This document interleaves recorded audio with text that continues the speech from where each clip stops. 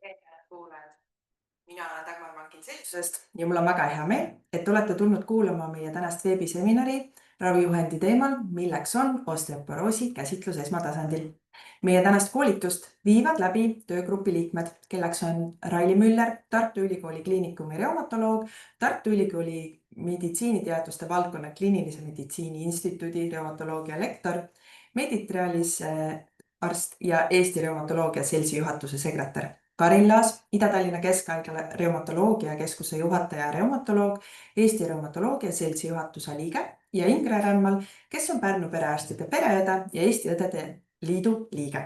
Meie ametlikud ravijuhendite koolitused toimuvad koostöös Tervisekassaga, kes ka kogu projekti rahastab ning need koolitused on alati osalejatele tasuta. Kõik viimaste aastate koostatud ja uuendatud ravijuhendid tulevad käsitlusele. Lisame need jooksvalt meie MED24 koolituskalendrisse. Alates aastast 2024 aasta juunist ravijuhendite paberversioonide trükkimine on lõpetatud, aga ravijuhendid saate elektrooniliselt kätte otsustustoest Synbase ja aadressil ravijuhendid.ee. Kiire organisatoorne teadaanne ka. Tunnistused saadame teile e-postile nädala jooksul, kui te olete täna siin osalenud ja mingil põhjusel ei ole oma tunnistust kätte saanud, siis olge hea, võtke meiega ühendust konverentsid@seltsus.ee. Ravijuhendi koolituse järelvaatamise eest väljastame me tunnistusi samuti. Tänane koolitus salvestatakse ning pannakse kõikidele registreerinutele järelvaatamiseks 6 kuuks MED24 teemkoolituskeskkonda ülesse. Kui video on üles laetud, saadame teile vastava info selle kohta meilile. Saadame teile ka tagasiside küsimustiku, mille palume teil ära täita. Kogu koolituse aja on võimalik lektoritelt küsimusi küsida, saate need jätta vestlusaknasse, vajutades ikoonile chat.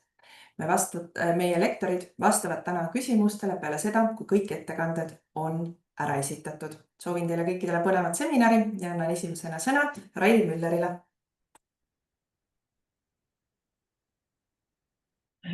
Tere! Nii. Ma loodan, et tuli pilt ekraanile. Olemas. Ja. Tore, et nii palju huvilisi on sellele teemale, ja mul on hea meel, et me oleme lõpuks ometi jõudnud nii kaugele, et saame teha tutvustuspäeva osteoporoosi ravijuhendile, millega me oleme siis viimased 1,5 aastat, 2 aastat tegelenud. Ja seekordne osteoporoosi ravijuhend on tegelikult mõeldud nimetuseks on siis osteoporoosi käsitlus esmatasandil, aga tegelikult on siis kasutamiseks nii perearstidele, õdedele kui ka erinevatele muudele arstidele ja õdedele, kes osteoporoosiga kokku puutuvad. Jah, üks huvide konflikti deklaratsioon siin lühidalt, aga selle konkreetse teemaga mul ei ole huvide konflikti. Kõigepealt räägin teile natukene sellest, et miks me üldse seda ravijuhendit tegema hakkasime ja mõni slaid osteoporoosi taustast. Et kui me räägime osteoporoosist, siis tegelikult me peame hakkama peale lapse east. Et kõige rohkem selle, kas inimesel tekib hiljem osteoporoos või mitte, määrab see, et kui kõrge on luukoe tippmass, mis saavutatakse. Et see on kuskil 20. eluaastaks. Ja sõltuvalt sellest, kui kõrge see luukoe tippmass on, siis sellest tulenevalt tuleb langus edaspidi. Et need, kelle luukoe tippmass on jäänud madalaks, siis paratamatult nendel on oluliselt suurem tõenäosus osteoporoosi kujunemiseks. Sellepärast, et eriti just naistel ja ka meestel vanemas eas see luukoe mass langeb nii ehk naa. Osteoporoos on süsteemne skeletihaigus, kus madal luumass ja mikroarhitektuuri muutus, kui sellele lisanduvad siis muud riskitegurid, viib luumurru riski suurenemisele. Osteoporoos on väga sage haigus, kui me räägime üle 50-aastastest naistest, siis umbes 25% neist on osteoporoos. Ja kui me räägime luumurru riskist, et siis kui me võtame 50-aastased naised, siis neil on tõenäosus 1/2 ehk 50% saada elu jooksul mingisugune luumurd, millest enamik on osteoporootilised. Meestel natuke väiksem, aga siiski päris oluline. Et mingil määral kindlasti ongi see loomulik vananemise osa, aga siiski on meil võimalik päris palju teha selleks, et neid luumurde vältida. Haprusmurd, et osteoporoosiga tekivad luumurrud, noh, loomulikult on inimesel, kellel osteoporoos on oluliselt suurem tõenäosus saada ka nii-öelda tavaline luumurd mingi traumaga, aga konkreetselt osteoporoosist tingituks peame me siis haprusmurde, mis on sellised madala energiaga tekivad murrud. Kui inimene kukub seisvast kõrgusest või madalamalt, et normaalselt sellega ei peaks luu katki minema. Kui me räägime Eesti andmetest, siis tegelikult neid osteoporootilisi luumurde on tohutult palju, et kui kevadisel Reumafoorumil üks perearst ütles, et noh, et ei ole nagu suurt muret midagi, et igas perearstikeskuses mõni üksik, et tegelikult kui me vaatame neid numbreid ja neid kulusid meie meditsiinisüsteemile, siis on see tohutult suur ja peamiselt just reieluu kaelaosa murdudest tulenevalt, et need vajavad praktiliselt alati operatsiooni. Ja kui me vaatame reieluukaela murrujärgset suremust, siis see on üks kena Eestis Mikk Jürisoni poolt tehtud doktoritöö, mis on 2017 aastal publitseeritud. Ja kui me siis võrdleme samas vanuses üldpopulatsiooniga, siis reieluukaela murrujärgselt isegi 10 aasta jooksul on võimalik näha suuremat suremust. Ja siin on rääkimata veel kulud sotsiaalsfäärile ja nii edasi. Et enamik inimesi, kes reieluukaela murru saavad pärast seda enam iseseisvalt niimoodi hakkama ei saa, kui nad enne seda. Et sõltumata sellest, kas neid opereeritakse või mis saab. Siis järgmised osteoporootilised olulised luumurrud on lülimurrud. Sellele on vihjeks äkki tekkinud seljavalu, et see lülikeha murd võib olla ka valutu. Selle peale peab mõtlema vanemal inimesel, kellel on pikkus lühenenud, on tekkinud selline kühmselgsus, et see ei ole normaalne vananemise osa, et selg vajub kühmu. Väga sageli võib selle taga olla kompressioonmurd.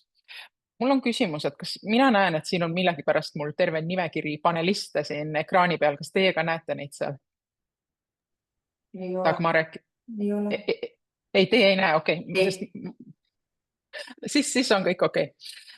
Ja nagu siin pildil te näete, et üks selline tüüpiline osteoporootiline kompressioonmurd, mis võib olla täiesti juhuleiuks mingil uuringul, et tänapäeval päris sageli leiame, et patsiendil on tehtud mingil muul põhjusel, näiteks kompuuteruuring kõhust, vaagnast, rindkerest, mis tüüpiline on, ja seal leitakse kompressioonmurd nii-öelda nagu juhuleiuna. Ja ei pruugi anda mingid sümptomeid. Eestis on hinnanguliselt umbes 80 000 osteoporoosiga patsienti.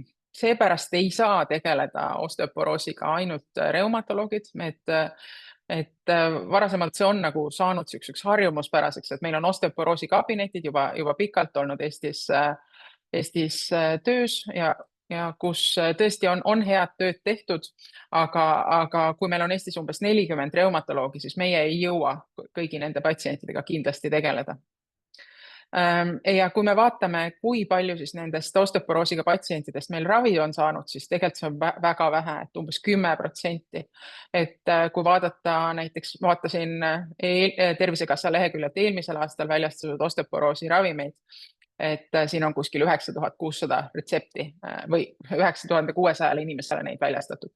Ja paraku suurem osa retsepte on läinud inimestel, kellel juba on olnud luumurrud ehk sekundaarseks preventsiooniks. Aga oluline oleks alustada ravi enne juba esimese luumurru teket. Kui me võrdleme nüüd teiste riikidega, siis siin ka näeme, et Eestis määratakse osteoporoosi ravimeid oluliselt vähem, et siin on vaadatud päevaseid doose erinevates riikides. Ja kui me siin vaatame näiteks võrreldes Taaniga, kus on see vähemalt 5 korda madalam, aga ka meie lähiriikidega on ikkagi Eestis oluliselt vähem osteoporoosi ravimid kasutusel. Mis on oluline teada, on, et erinevates riikides on ka tulenevalt muudest riskiteguritest võib see luumurru risk olla väga erinev. et kui varem me osteoporoosi ravi määramisel väga palju vaatasime seda T-skoori, et näiteks siin on tehtud uuring, kus on vaadatud erinevates riikides justkui samasugused inimesed, 65-aastased naised, kellel T-skoor on -2,5 ja varasem luumurd, et kui suur on neil siis osteoporootilise luumurru tõenäosus ja see võib olla väga erinev tulenevalt riigist, et eriti kõrge on see Põhjamaades. Noh, meil on kombeks kasutada Põhjamaade näiteks ravijuhiseid, aga osteoporoosi koha pealt me ilmselt päris seda ei saa teha, sest et kohapealsed need riskitegurid võivad erineda. Et mis on siis muutused meie uues ravijuhendis varasema käsitlusega? Eelmine osteoporoosi ravijuhend oli vist aastast 2008, mis selgelt keskendus luumineraaltiheduse mõõtmisele ja T-skoorile, aga just nendel samadel põhjustel, et tegelikult selle osteoporootilise luumurru tekkes on nii palju muid olulisi tegureid. Et nüüd me tahaksime, et igal inimesel siis individuaalselt luumurru riski hinnatakse ja on lisandunud ka ravi alustamise võimalus ilma DEXA-uuringuta, et kui ei ole võimalik seda teha ja oleme üritanud siis ravijuhendisse panna sisse konkreetsemad praktilised soovitused, et kellel siis mida ja eraldi soovitused siis väga suure luumurru riskiga patsientidele. Nii, et lähme siis nüüd edasi luumurru riski hindamisega, et hakkame siis järjest vaatama neid ravijuhendi soovitusi, nad ei tule kindlasti selles järjekorras, nagu nad olid ravijuhendis, aga ma panin nad nii, et nagu mulle tundus loogiline. Mis on veel oluline rääkida, seesama põhjus, et miks meil on vaja muid riskitegureid hinnata, on sellepärast, et tegelikult suurem osa luumurde tekib selles faasis, kui inimesel on osteopeenia. Et loomulikult, mida madalam on luumineraaltihedus, seda suuremaks see risk muutub, aga siiski suurem osa luumurde saavad alguse juba siin osteopeenia faasis. Ja osteoporoosil ja luumurrul on tohutul hulgal igasuguseid riskitegureid, et tõesti neid võib lugeda kümneid ja kümneid erinevaid kokku. Nende olulisus on erinev, aga nende peale peab mõtlema, sellepärast et need sageli mängivad rolli rohkemgi kui see T-skoori konkreetne number seal DEXA-uuringul. Luumurru riski hindamiseks meie ravijuhendi alusel sellel on põhimõtteliselt 3 osa, on kõigepealt riskitegurite kaardistamine ja mille üks osa on siis see FRAX kalkulaator, siis on luumineraaltiheduse hindamine endiselt väga tähtsal kohal osteoporoosi diagnoosimisel.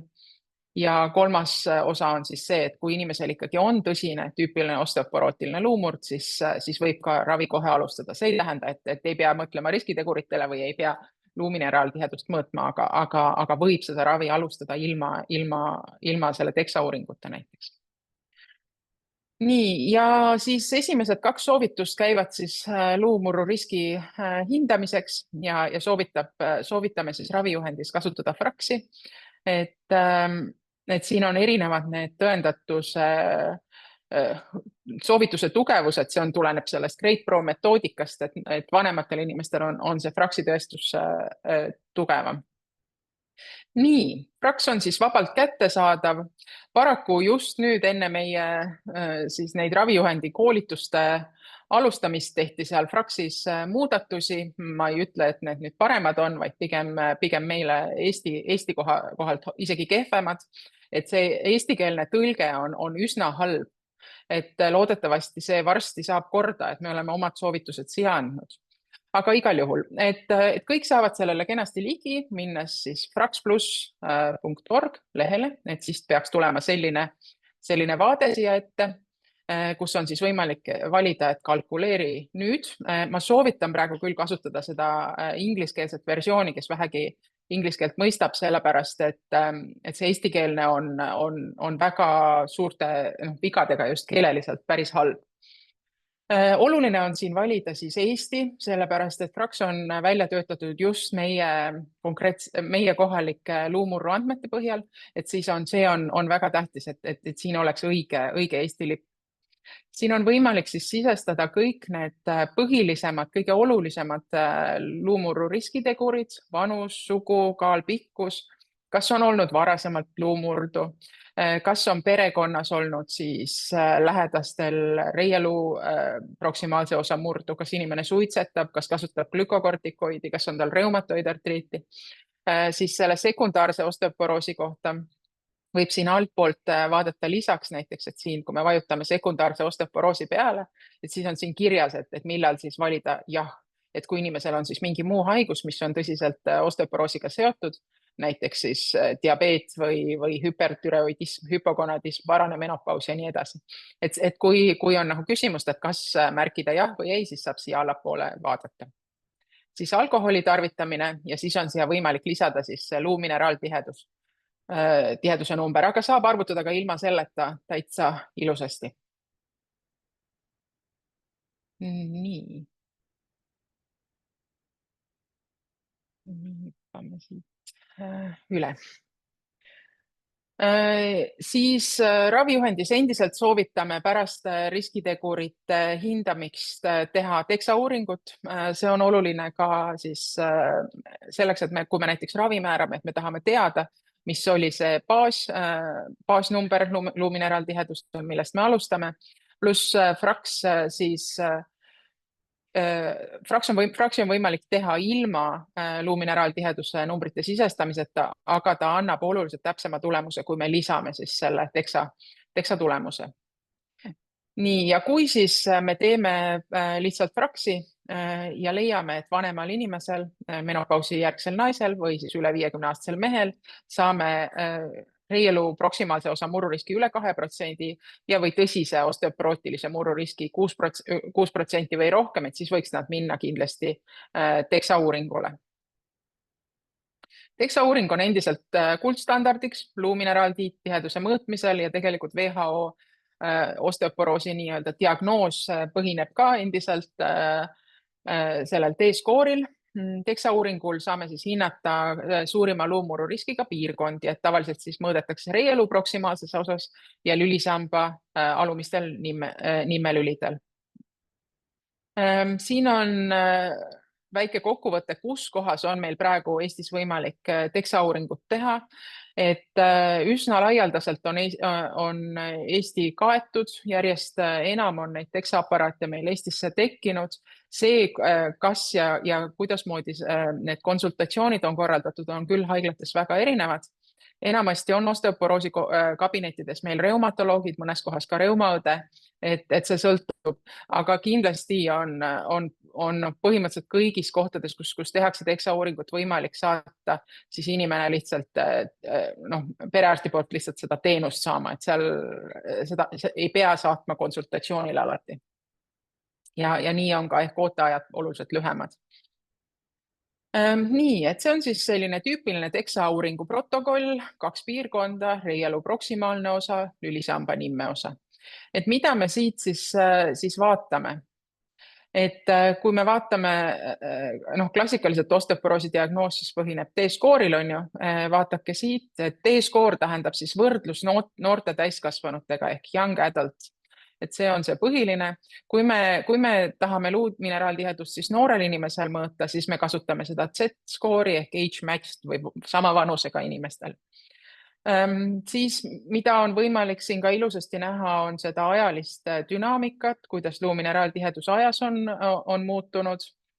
Siin on ka võimalik visualiseeritult näha, et kui on luumineraaltihedus kuni -1 standarddeviatsioon võrreldes siis noorte täiskasvanutega, siis me peame seda normaalseks. -1 kuni -2,5 on osteopeenia faas ja alla -2,5 või siis suurem kõrvalekalle kui 2,5 standarddeviatsiooni võrreldes noorte täiskasvanutega, siis on see osteoporoosile vastav luumineraaltihedus.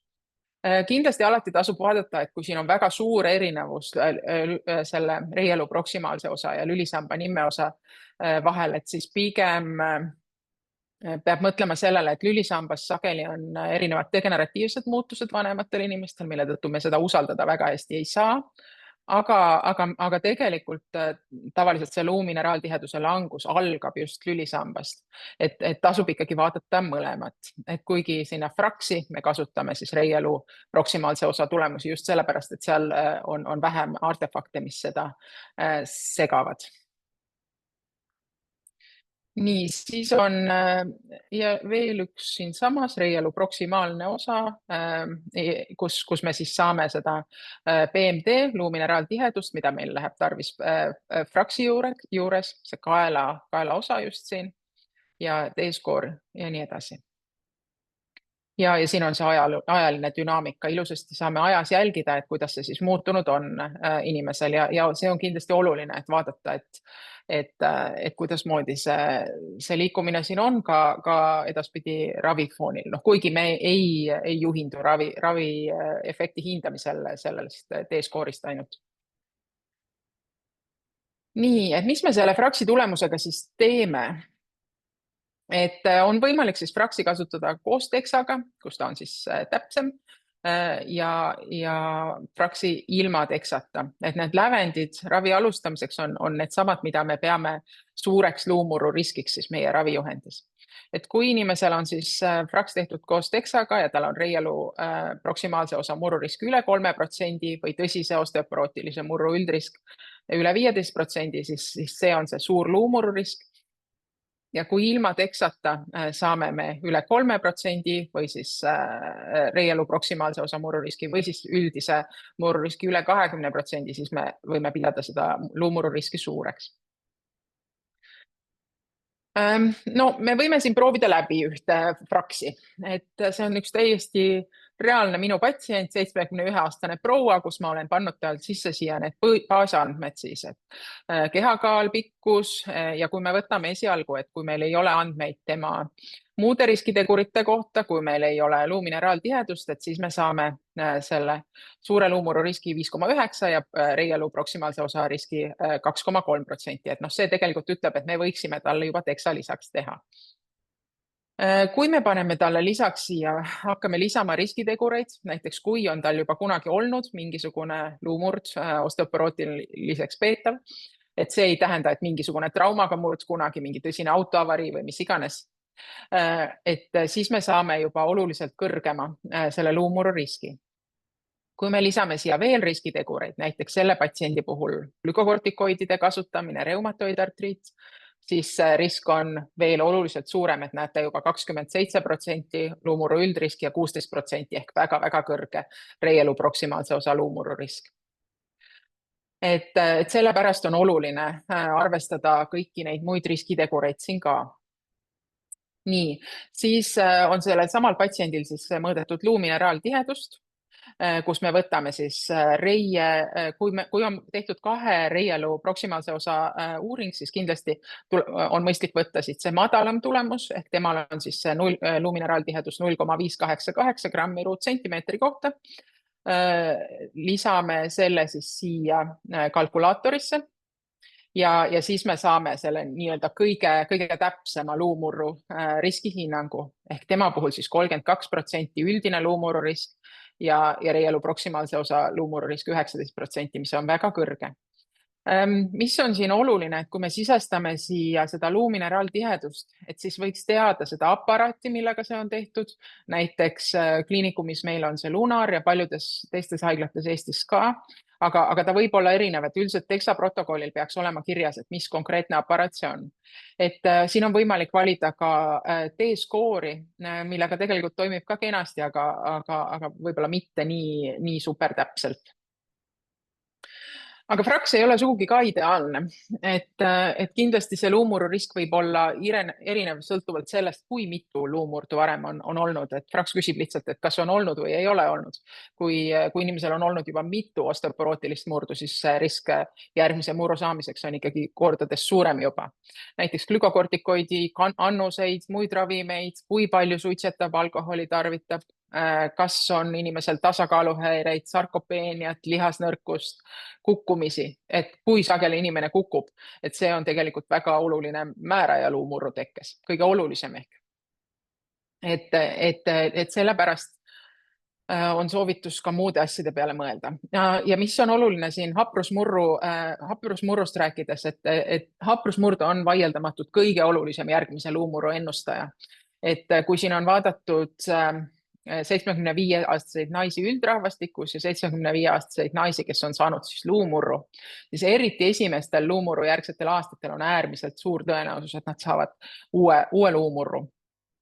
Ja sellepärast oleme me toonud ka nüüd selle soovituse ravijuhendisse, et kui inimesel ikkagi on olnud mingi vähese energiaga tõsine luumurd, näiteks lülikehamurd või reielu proksimaalse osa murd ja teksat teha ei saa, näiteks patsient on hooldekodus või elab kuskil kohas, kus ei ole seda teksa võimalust lähedal, siis tuleks see luumurru risk suureks hinnata ja alustada igal juhul osteoporoosi ravi. Lisaks siis Fraxile tuleb mõelda ka muudele luumurru riskiteguritele, et need on kõik kirjas või kindlasti mitte kõiki neid osteoporoosi ja luumurru riskitegureid me sinna kirja ei jaksaks panna. Aga igal juhul lisas 1 on terve rida olulisemaid riskitegureid märgitud. Et kui neid nüüd vähehaaval hakata vaatama, siis me saame jagada need riskitegurid muutumatuteks, püsivateks riskiteguriteks, haigusteks, hormonaalseteks, elustiilist tingituteks. On palju ravimeid, mis mõjutavad osteoporoosi ja luumurru riski ja siis tegelikult eraldi veel kukkumise riski suurendavad tegurid. Et muutmatud riskitegurid väga tüüpilised, eks ole, vanaema seas naine, varasem haprusmurd, kui on olnud juba luumurd vähese traumaga, siis küllap neid tuleb veel. Ja siis osteoporoos perekonnas, et pärilik eelsoodumus on siin väga oluline, et seda tasub alati küsida, et Fraxis on sees see reielu proksimaalse osa murd lähisugulasel, aga tegelikult ikkagi, kui inimene ütleb, et tal emal ja õdedel kõigil on luuhõrenemine diagnoositud, siis peaks teda natukene pingsamalt ka vaatama.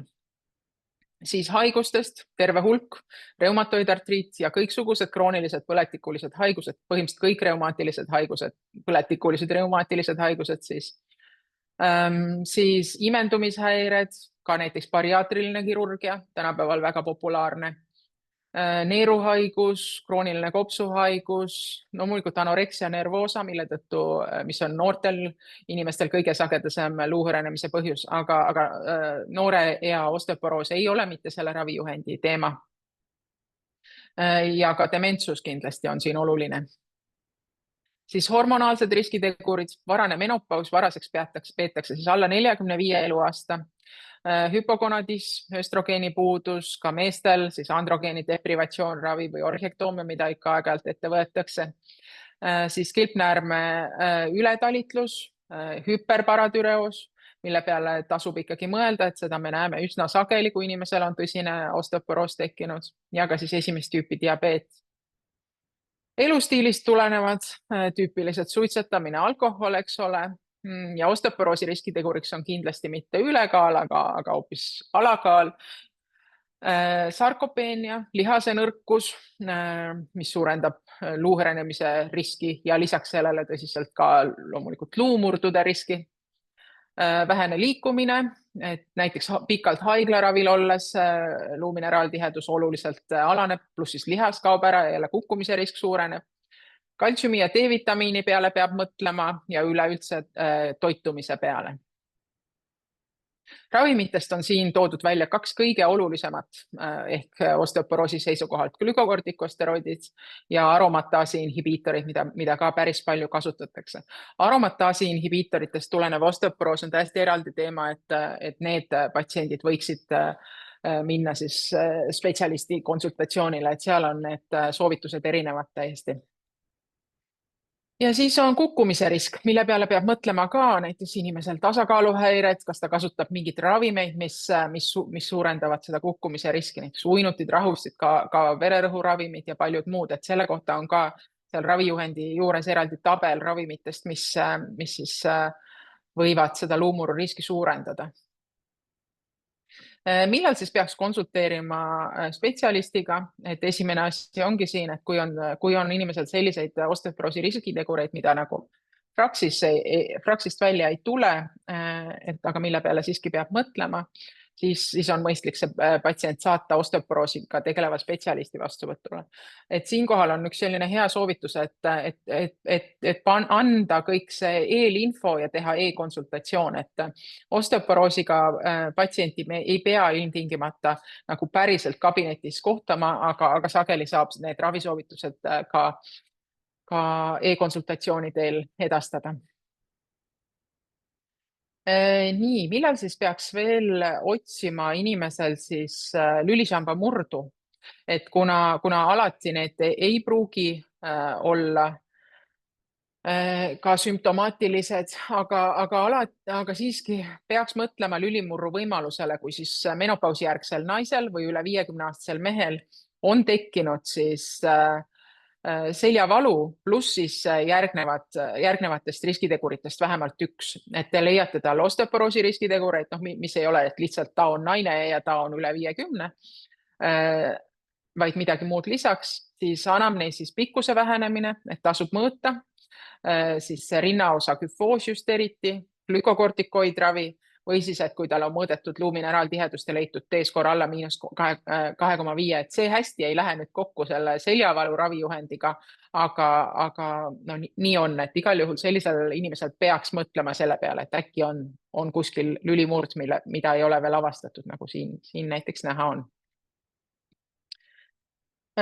Siis oleme me toonud siia välja eraldi veel soovitused väga suure luumurru riskiga patsiendile, et selliseks peame siis patsienti, kellel on olnud vähemalt 2 lülimurdu, kes saab glükokortikoidravi ja tal on olnud 1 murd või siis varasema ravi foonil, et näiteks patsient saab bisfosfonaati ja tal on tekkinud lülimurd või reielu proksimaalse osa murd.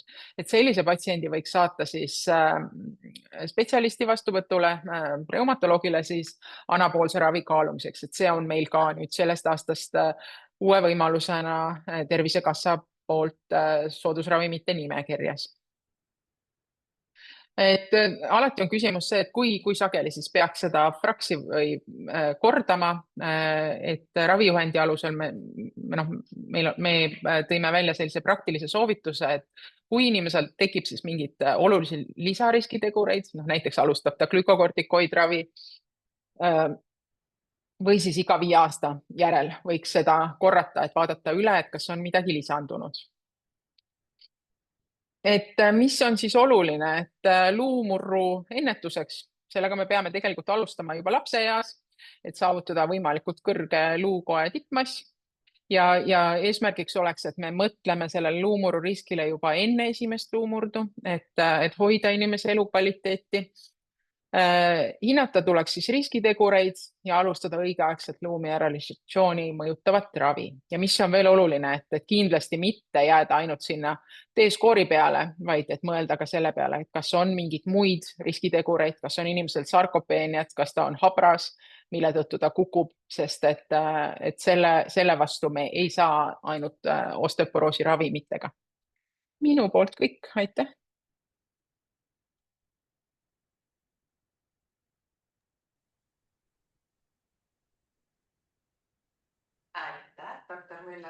Aga lähme oma seminariga edasi ja annan järgmisena siis sõna Karin Laasile, kes räägib meile osteoporoosi ravi alustamisest, jälgimisest ja lõpetamisest. Nii, aga tere minu poolt ka ja ma lähen siis edasi mõne asja ülerääkimisega, aga kordamine ongi väga vajalik ja selle loengupäeva lõpuks me loodame, et see juhend on teile natukene tuttavam. Et räägin siis osteoporoosi ravi alustamisest, jälgimisest ja lõpetamisest ja nagu eelnev ettekanne oli, kõigepealt räägin, mis see muutus on, mida me ravime, mis on ravi eesmärk, siis räägin ravisoovitustest, ravikestusest, raviintervallidest, ravi kõrvaltoimetest ja nende ärahoidmisest. Ja see paradigma muutus ongi see, et nagu doktor Raili Müller rääkis, et ei ole enam see T-skoor ei võrdu see, et me nüüd alustame ravi, vaid me hindame neid luumurru riske ja ravi eesmärgiks ei ole mitte tõsta või muuta T-skoori väärtust, vaid ravi eesmärgiks on ära hoida luumurd. Et see on siis kas esmane või teisene preventsioon, et kas hoida ära seda esimest luumurdu teada juba, et kõrge riskiga patsiendil või siis ära hoida neid järgmisi ja järjest raskemaid luumurdusid.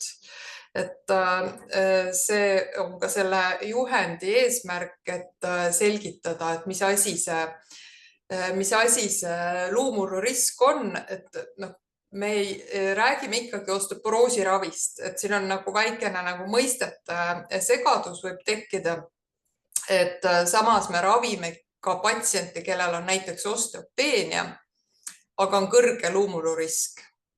Aga me nimetame ikka ravi osteoporoosi raviks. Et siin te peate aru saama, et väga keeruline on tervet loengut rääkida, et me ravime luumurru riski, et ikkagi ravist rääkides me räägime osteoporoosi ravist.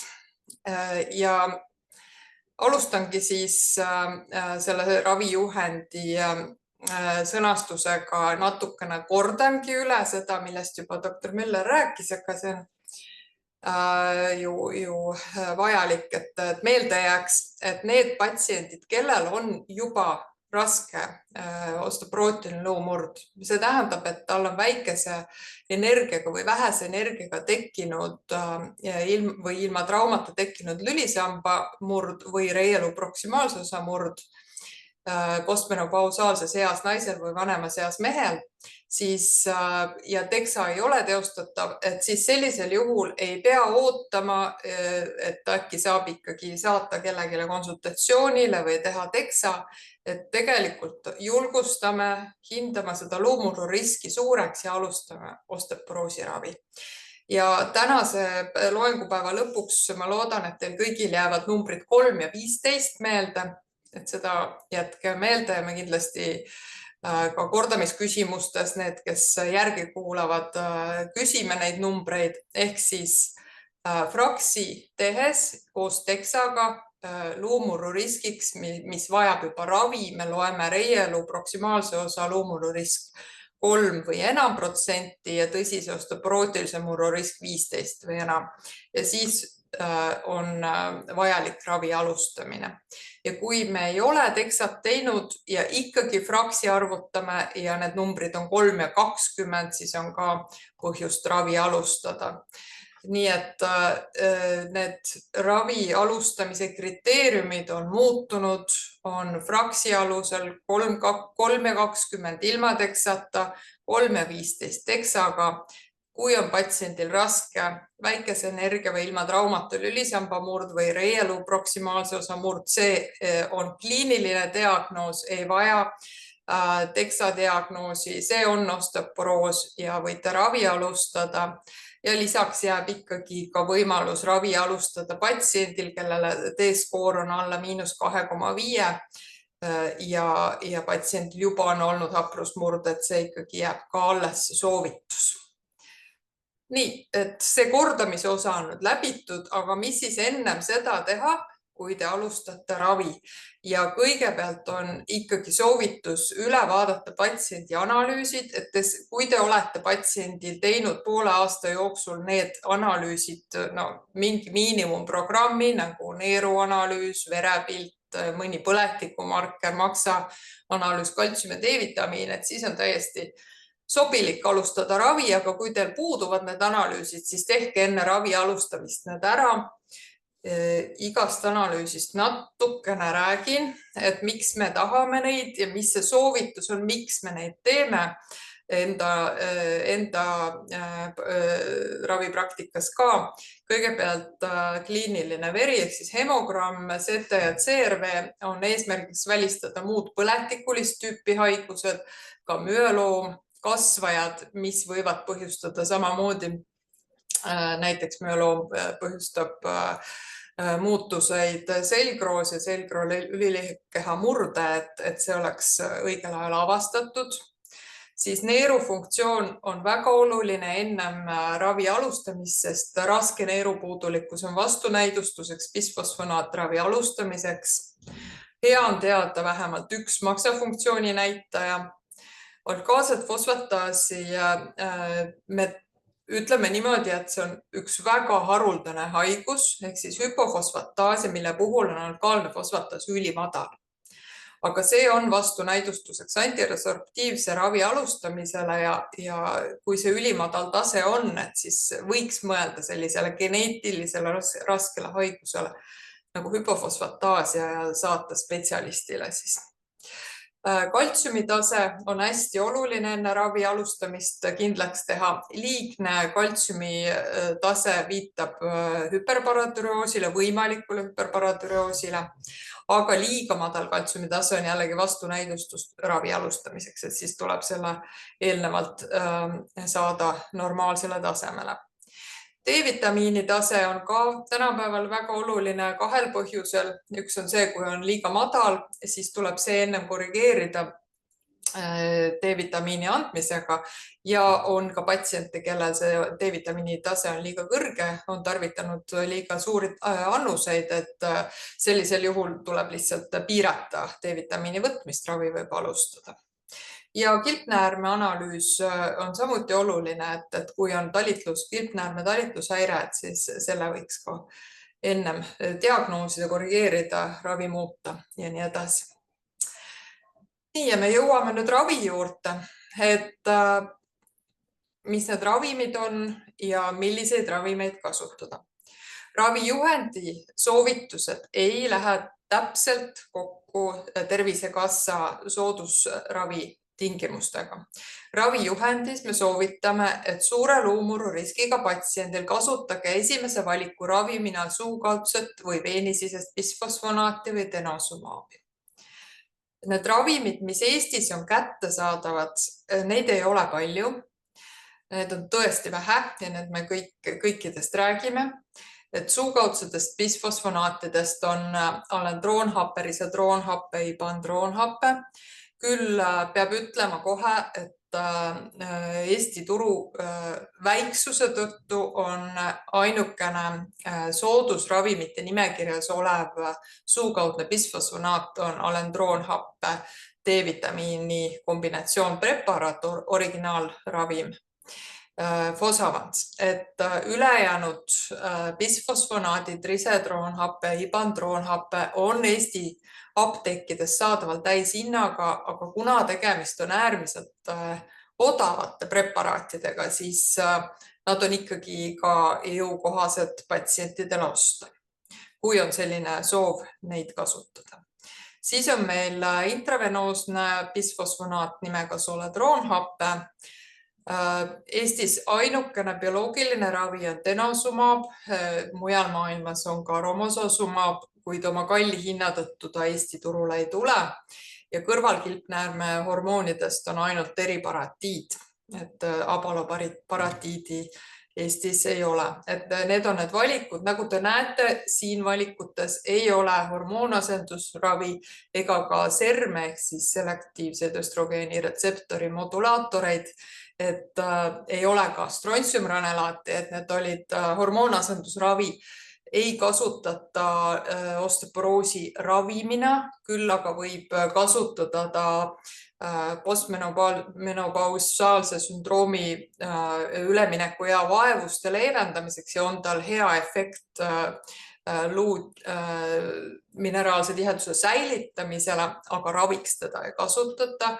Ja selektiivsed östrogeeni retseptori modulaatorid mujal maailmas on küll kasutusel, aga ei ole nad ka nii populaarsed. Ja strontsiumranelaat läks üldse osteoporoosi ravis turult ära igalt poolt Euroopas.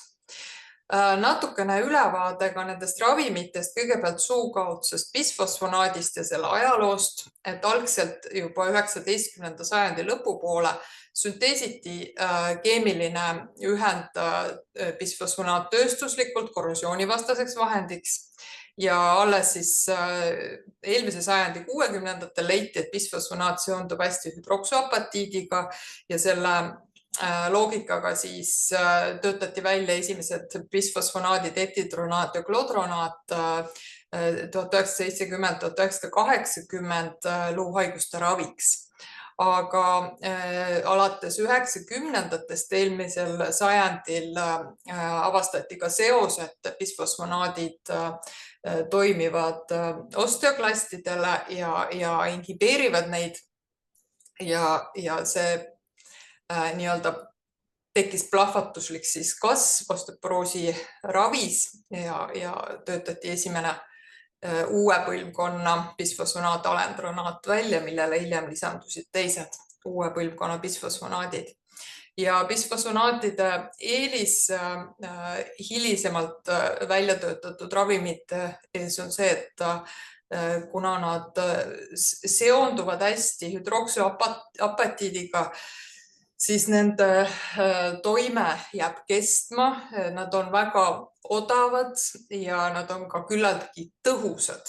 Et nendest järgnevad põlvkonnad, kes on tulnud, on järgnevad ravimid, on pidanud tõestama, et nad on paremad mingil moel bisfosfonaadist ja seeläbi väga-väga palju uusi ravimeid ei olegi tulnud, sest need esimesed ravimid on niivõrd hea toimega olnud. Ja need praegused ravimid, mis meil on kasutusel, on siis alendroonhappe 70 mg üks kord nädalas, ibandroonhappe 150 mg üks kord kuus ja risedroonhappe 35 mg üks kord nädalas. Mis on suukaudsete bisfosfonaatide eripära on see, et nende biosaadavus on väga madal, see jääb alla 1% ja nende imendumist häirib eelnevalt tarbitud söök, kaltsium, raud, kohvi, tee, ühesõnaga ükskõik mida iganes ennem selle ravimi võtmist süüa või ravimeid tarvitada või juua, et see võib segada nende imendumist. Et sellepärast ongi see ebatavaline soovitus, et pool tundi peale suukaudse bisfosfonaadi võtmist tühja kõhule, et ei tohiks mitte midagi süüa ja ka teisi ravimeid ei tohiks ennem võtta ja ka poole tunni jooksul peale bisfosfonaati võtta. Küll aga on nendel hea pool on see, et bisfosfonaatide poolväärtusaeg on väga pikk, mis tähendab, et kui patsient on korralikult võtnud mingi perioodi ravimit, siis võib teha pausi ja see toime jätkub, et ta ei lõppe see päev ära, kui patsient ravi pooleli jätab. Aga teiselt poolt on väga suured probleemid ravisoostumusega, et patsient ei tunne mitte mingit bisfosfonaadi mõju ise, see mõju on ju osteoklastide tasemel ja sellepärast ongi see hästi oluline informeerimine ja selgitamine, milleks see ravi on vajalik, et patsient saaks aru, võtaks seda mõistusega ja tarvitaks. Et kui patsient tarvitab vähem kui 80% aasta ravimitest, siis tegelikult bisfosfonaadil sellisel juhul suukaudsel toimet ei ole. Et seda peab ka selgitama patsiendile, et iga vahele jäetud doos vähendab seda toimet ja selles mõttes, et ei ole mõtet niimoodi aeg-ajalt võtta natuke. Küll aga on intravenoossel bisfosfonaadil, mida tehakse ainult üks kord aastas, esimesel raviaastal 100% ravisoostumus, ehk siis kui teha see üks infusioon ära, siis aastaks ajaks on rahulik. Aga siis tuleks järgmine teha ja selle teisele infusioonile minek juba nii mõnelgi patsiendil läheb meelest või peab seda ebavajalikuks. Et jällegi ravisoostumuse probleem, aga on tema toime tänu sellele, et patsient saab aasta annuse korraga, on ikkagi oluliselt parem kui suukaudsel, et tema ei ole seda imendumise probleemi. Ja üldiselt soovitatakse soledroonhapet, kui patsient ei talu bisfosfonaati suu kaudu või on kehv ravijärgimus, et on teada, et patsient ei võta. Ja denosumab on siis Eestis ainukene monoklonaalne antikeha, mis on ka antiresorptiivse toimega, et mõjutab osteoklaste ja tema inhibeerib siis seda ränklikandi ehk siis nukleaarfaktor kappa retseptori aktivaatori beeta-ligandi ja see tähendab seda, et läbi selle mehhanismi ta siis mõjutab jällegi neid osteoklaste ja on ta väga efektiivne, süstitakse iga 6 kuu järel 60 milligrammi subkutaanselt ja võib teda kasutada ka mõõduka neerupuudulikkusega haige. Ja see on teada, et kellel on, patsientidel on raske neerukahjustus või dialüüsi saavatel patsientidel, neil on suurem oht hüpokaltseemia tekkeks selle süsti järel, et seda peab lihtsalt teadma. Aga võib teda kasutada ainukese ravimina neerupuudulikkusega. Mis on denosumaabi probleemiks on see, et denosumab ravis ei saa teha pause. Et kui on ikka tehtud otsus, patsiendil on suur luumururisk, ta peab saama seda denosumaabi, siis seda ravi tuleks jätkata kogu elu. Ja kui see paus teha, ütleme juba mitmed aastad patsient on saanud denosumaabi, siis on väga suur risk, et luumurud tekivad uuesti. Ja see denosumab ei ole selline, et tema mõju jääks püsima. Seetõttu meie soovitus on, et denosumab ravi tuleks alustada ainult hea ravisoostumusega inimestel, kes võtavad seda mõistusega, saavad sellest aru ja ka ei soovita väga noortel keskealistel inimestel alustada, kui te mõtlete, et pause ei saa teha, et te alustate 50-aastasel inimesel, siis ta suure tõenäosusega peab üle 30 aasta seda tarvitama, et see ei ole ka väga hea mõte. Et pigem ikkagi vanemas eas ja kellel muud võimalused on kas ammendunud või on neerupuudulikkus, et on põhjus denosumab alustada. Ja järgmiseks, kellel siis teriparatiidi ravi alustada võib, on need, kellel on väga suur luumururisk, need patsiendid. Kellel on vähemalt 2 lülimurdu, kellel on glükokortikoidravi foonil 1 lülimurd või bisfosfonaatravi foonil tekkinud lülimurd või reielu proksimaalse osa murd. Ja teriparatiitravi alustamiseks tuleb suunata patsient reumatoloogile. Ja räägin siis sellest teriparatiidravist. Kasutatakse teda kõrge mururiskiga osteoporoosi raviks nii meestel kui ka postmenopausias naistel. Ta on ainukene anaboolse toimega ravi, ehk siis ta mõjutab osteoplaste ja võib teda kasutada ka pikaaegse süsteemse glükokortikoidravi foonil esineva osteoporoosi raviks ning meestel primaarse või hüpogonadismi tõttu tekkinud osteoporoosi raviks. Ta stimuleerib luu formeerumist, parandab luu mikroarhitektuuri, tõstab luu kortikaalset paksust, suurendab luu mõõtmeid ja parandab geomeetriat nii lülisamba kui ka reielukaela osas. Ja manustamine on igapäevane süstimine 2 aastat ja see süstitakse, patsient õpib ise süstimise ära, nahaalusi spetsiaalse süstlaga.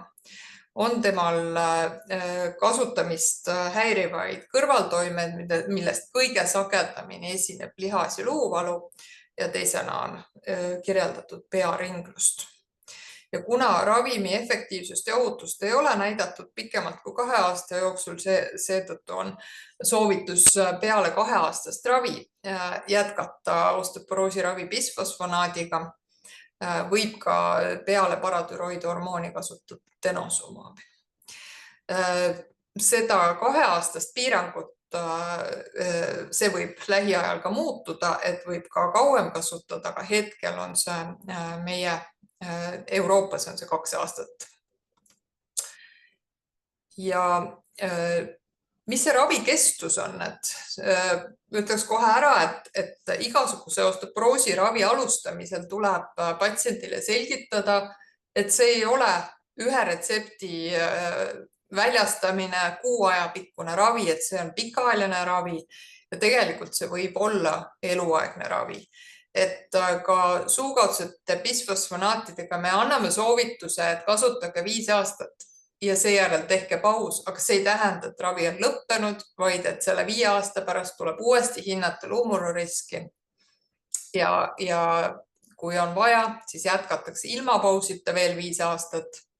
Teine variant on, et tehakse 1 või 2 aastat pausi ja siis jätkatakse uuesti 5 aastat. Et see on sellise vahelduva rütmiga pidev ravi. Veenisisest bisfosfonaati soovitatakse jätkata 3 aastat, seejärel uuesti hinnata luumurruriski. Kui riskid püsivad, siis jätkata veel 3 aastat või teha siis 1 aasta pausi ja siis jätkata. Tegemist on pideva raviga. Millal siis on patsiendil püsiv risk, et peab jätkama veel 5 aastat või 3 aastat, sõltuvad kas suukaudse või intravenoosse bisfosfonaadiga, et kui on täidetud vähemalt üks järgnev tingimus, et peale seda, kui 5 aastat on ravi saanud suukaudse bisfosfonaadi, aga fraksi järgi püsib suur luumurrurisk või T-skoor on alla -2,5 või on olnud uus luumurd ravi ajal või patsient tarvitab glükokortikosteroidi, et siis tuleks jätkata veel 5 aastat või siis, kui on veenisisene, siis veel 3 aastat. Ja kui bisfosfonaatravi saaval patsiendil, kellel ei ole täidetud raviga jätkamise tingimused, siis tehke ravipaus 1–2 aastat ja peale seda tuleb uuesti hinnata, kas on vaja ravi taas alustada või mitte. Ja nüüd siis denosumab-ravist. Denosumab-ravi saaval patsientidel ärge tehke ravipausi. See võib põhjustada kiire luutiheduse vähenemise ja lülikeha murru tekke. Kui nüüd ikkagi on vaja denosumab-ravi saaval patsiendil ravi katkestada ja teil ongi segadus, et mis siis edasi saab, siis konsulteerige edasise ravi osas osteoporoosiga tegeleva spetsialistiga. Ja anaboolset ravi teriparatiidiga saaval patsiendil kasutage ravimit maksimaalselt 2 aastat, pärast mida jätkake ravi bisfosfonaadi või denosumabiga.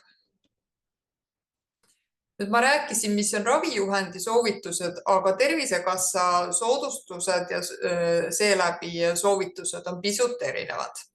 Et esimeseks valikuks on ikkagi kõikidel osteoporoosi ja kõrge luumurruriskiga patsientidel suukaudsed bisfosfonaadid.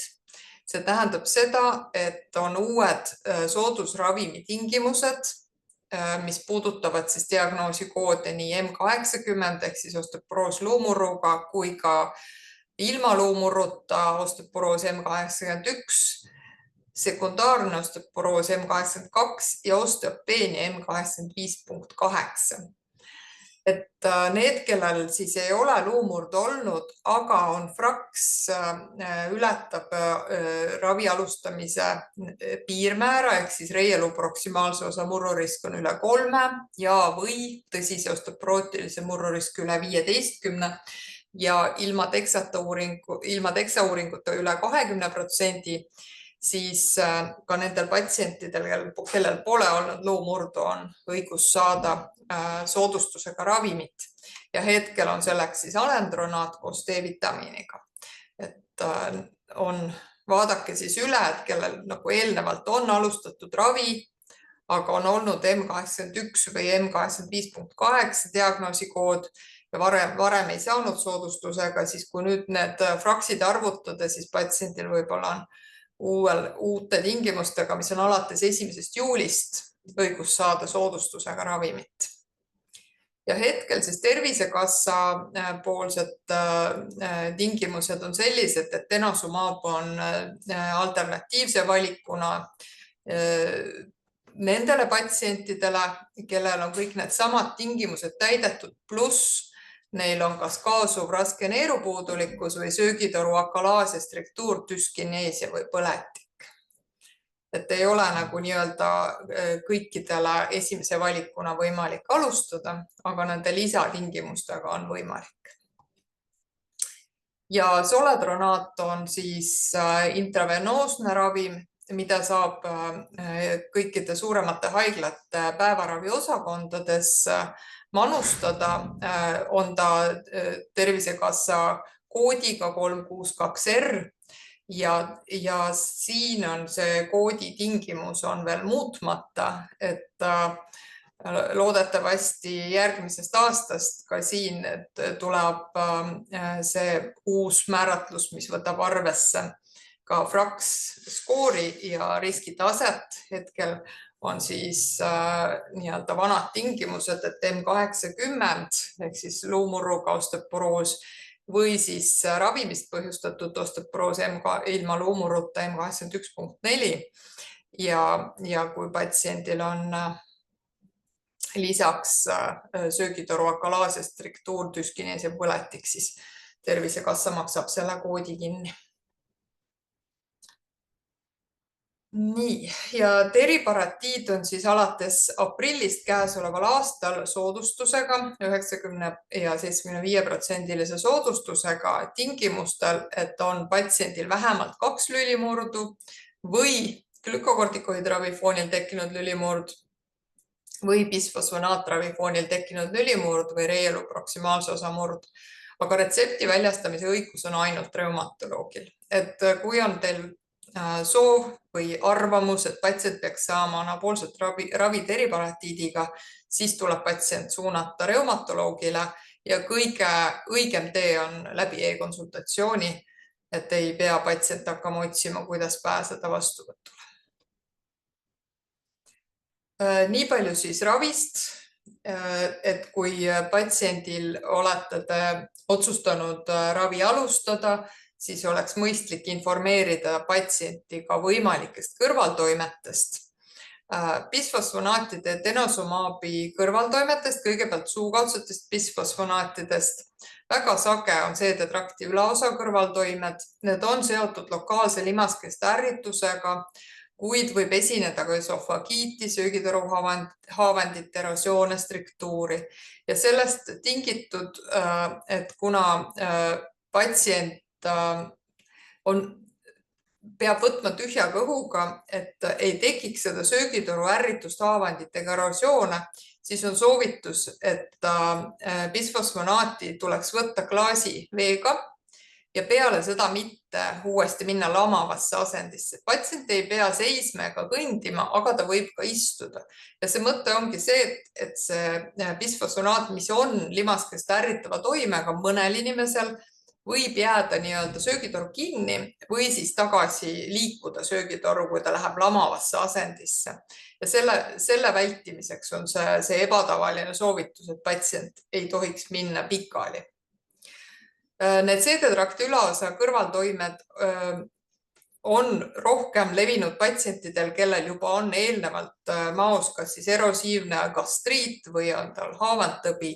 Et kui on selline kohene nagu kõrvaltoime tekib, siis tuleks patsientiga arutada, et kas ta peaks oma maokaitse prootonpumba inhibiitorit võtma näiteks eelmisel päeval või siis samal päeva teises pooles, aga kindlasti mitte ennem suukaudse bisfosfonaadi manustamist.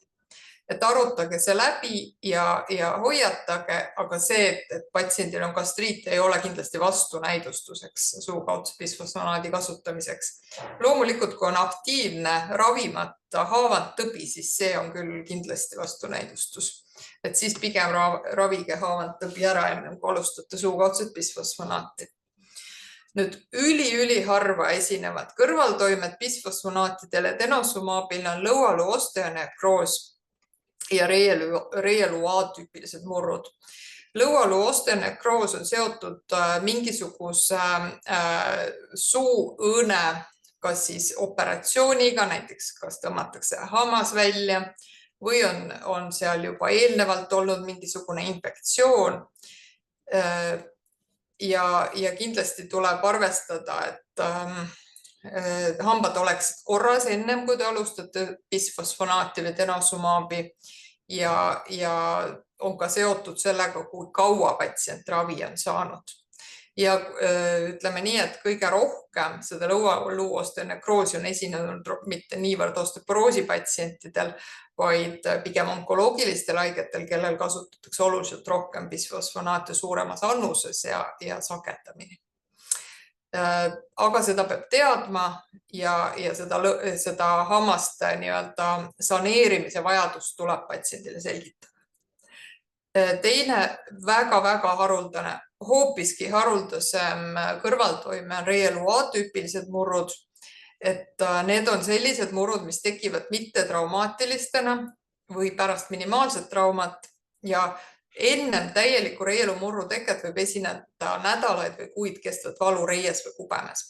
Et seda peaks ka meeles pidama, et kui ebatavaline valu tekib patsiendil bisfosfonaadi foonil, et siis võiks selle röntgenuuringu või siis saata spetsialistile, ortopeedile või reumatoloogile, et üle vaadata, et ei ole tekkimas sellist murdu, aga need on üliharuldased ja võrreldes tavapärast reielu proksimaalse osa murdudega on neid märkimisväärselt vähem. Et ikkagi soovitame ravida pigem osteoporoosi ja ära hoida tavalist luumurdu. Nii, ja ravi jälgimine, et kindlasti tuleb teie poolt ka see küsimus, et kas peaks tegema DEXA uuringut ravi jälgimiseks. Kõigepealt ravi jälgimise ajal DEXA uuringut kindlasti pole mõtet teha sagedamini, et kui üks kord aastas, aga see vajadus teha DEXA uuringut tegelikult ei ole väga tihti. Et kui te praegu ka panite tähele, siis suukaudse bisfosfonaadi ravikuur kestab 5 aastat ja sellepärast vahepealsel perioodil DEXA uuringut ei ole vaja teha. Et tegelikult on see mõistlik teha alles selle ravikuuri lõpus, et hinnata, kas oleks vaja veel jätkata või mitte. Et kui nüüd ravi ei alusta, et siis on teine asi, et siis selleks, et hinnata, kas DEXA uuringul luutihedus muutub ajas või mitte, et see on erinev, aga ravi ajal siis iga 2 kuni 5 aasta järel võib teha. Iseasi, mis järeldusi te teete. Ja nagu ma ütlesin, et hambaravi on hästi oluline ennem osteoporoosi ravi alustamist nii-öelda suu korda teha. Ja patsiendile rõhutada, et oluline on hea suuhügieen ja küsimus selle kohta, et kas mingisuguseid hambaravi protseduure võib teha, kui patsient saab juba osteoporoosi ravi, siis väikese riskiga patsientidel võib teha neid täiesti tavapäraselt, aga on oluline teavitada hambaarsti, et patsient saab ravi. Aga suure riskiga patsientid, need on need patsientid, kellel on varasemalt olnud alalõualuu osteonekroos, kelle ravi on üle 5 aasta bisfosfonaadiga või kes kasutavad kortikosteroide, need on suure riski patsiendid. Neil tuleks vältida võimalusel hammaste väljatõmbamist või muid invasiivseid protseduure, aga kui neid on vaja teha, siis tuleb käituda samamoodi nagu väikese riskiga patsientide korral, et tuleb lihtsalt teha tavapäraselt, aga teavitada hambaarsti. Hambaarstidel on omad meetodid, omad võimalused, kuidas vähem traumaatiliselt teha neid protseduure, mis nad peavad tegema. Ja pärast protseduure siis 8 nädala pärast tuleks kontrollida paranemist, et seda teeb siis ka hambaarst. Mis on kindlasti ka üks soovitus erinevatest ravijuhenditest on see võetud, et ei soovitata teha tegelikult ravipausi, sest nagu te ennem kuulsite, bisfosfonaadid on väga pika poolväärtusajaga, et ei ole erilist mõtet teha ravipausi. Pigem me ravipausi tegemisega tõstame uuesti luumurru riski. Osteoporoosi mittemedikamentoosne ravi on sama oluline kui medikamentoosne ravi.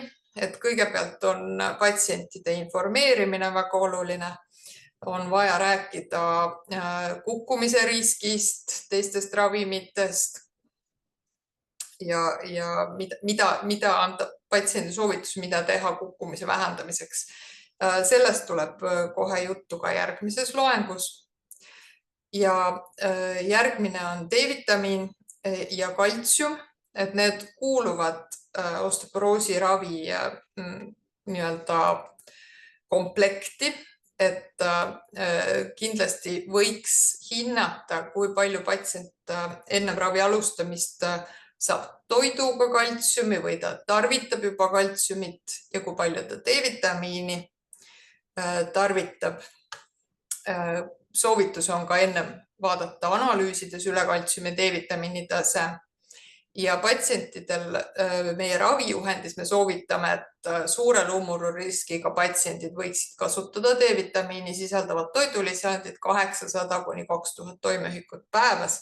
Ja siis, kui on analüüsis selgunud puudused, siis suuremad annused ja kui on patsient juba liiga palju tarvitanud eelnevalt, et siis andke omakorda soovitused.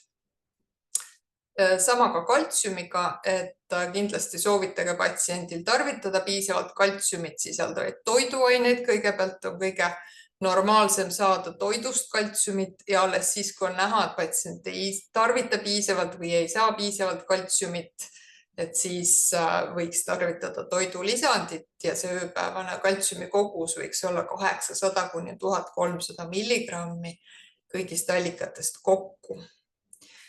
Lisaks siis on soovitus patsienti nõustada ka toitumise teemal, et igapäevane valgu tarbimine oleks piisav ja siis ka eluviisi soovitused, tubaka ja nikotiinitoodetest loobumine ja alkoholi tarvitamise vältimine. Ja väga oluline on ka regulaarne kehaline koormus, et säilitada luutihedust ja vältida kukkumist. Et kokkuvõtteks meie juhendi eesmärk on see, et enamusel patsientidel ravi alustab perearst, aga alati on võimalik konsulteerida reumatoloogiga, kui on keeruline juht, kui ei tea, millist ravimit kasutada või kas patsient üldse vajab ravi, siis on võimalik konsulteerida reumatoloogiga läbi e-konsultatsiooni. Palun siis piisavalt põhjalikult kõik andmed panna. Väga tore on olnud, ma olen päris mitmeid e-konsultatsioone vastanud, kus on juba frakse arvutatud, et see teeb ainult rõõmu. Ja meie ravi eesmärgiks on siis luumurru ärahoidmine, vahet ei ole, kas see on esmane või teisene preventsioon. Ja tänapäeval siis need numbrid on fraksnumbrid, mis aitavad teha osteoporoosi ravi otsuse, need on 3 ja 15, 3 reieluumurru risk ja 15 üldine luumurru risk. Või siis, kui ei ole teksat tehtud, siis 20% üldine luumurru risk. Ja ravile alati eelneb analüüside kontroll. Võib-olla need on teil juba tehtud eelnevalt, et vaadake üle, et kas on korras, kas on neerufunktsioon hea, et see aitab teha teile otsust, millist ravi alustada. Ja osteoporoosi ravi ei saa alustada ilma patsienti koolitamata, nõustamata, et temaga tuleb seletada, milleks me ravime. Ravisoostumus on äärmiselt halb. Me teame seda, et paljud patsiendid, kes saavad osteoporoosi ravimi, ostavad ainult esimese retsepti välja ja jätavad pooleli, kuna miski ei meeldi või on nad kuskilt midagi lugenud, et midagi toimib väga halvasti. Et palun selles osas patsiente nõustada ja neil aidata seda otsust teha. Tänan kuulamast, see on minu poolt kõik. Nii, aga kui meil on kavas välja toodud, siis teeme ära selle 5-minutilise sirutuspausi ja jätkame siis 15:17.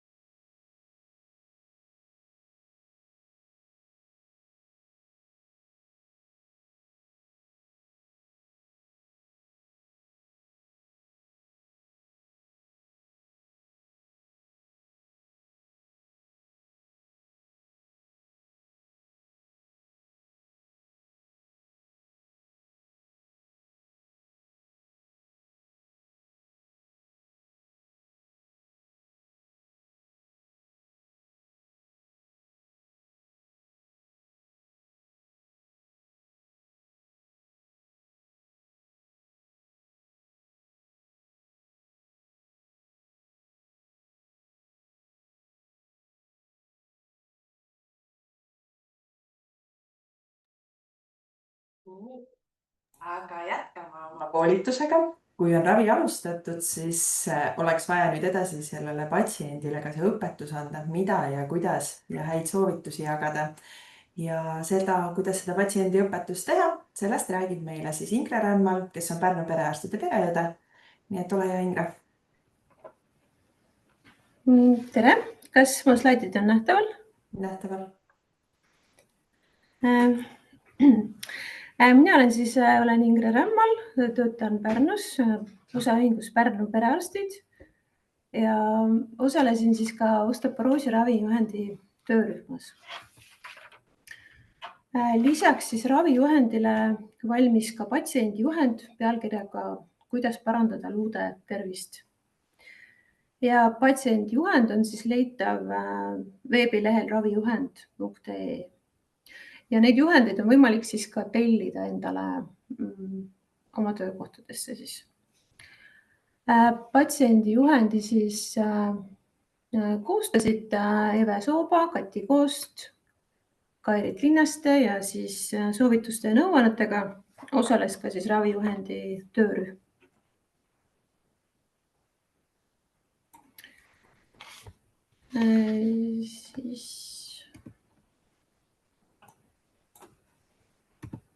Nii. Ma siis lühidalt räägin teemadest, mis siin patsiendijuhendis on käsitletud. Siin on siis kirjeldatud ära, mis see osteoporoos on, kellel see võib tekkida, osteoporoosi sümptomid, riskitegurid, on ära toodud siis kukkumise ja luumurdude ennetamine. Lisaks on siis ka juttu füüsilisest aktiivsusest ja milliseid harjutusi võiksid patsiendid ise teha. Juttu on toitumisest ja üldse luude tervisest, toitumise seosest siis ja milliseid ravimeid arst võib siis patsiendile määrata. Ja selle patsiendijuhendi lõpus on siis päris selline tore harjutuste näidised, siis treeningpäevik.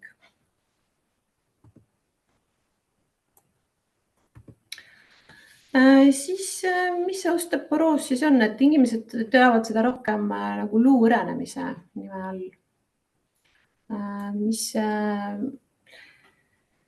Mis on siis luumassi vähenemine, tekib luukoe mikroarhitektuuri ja luu kvaliteedi halvenemine.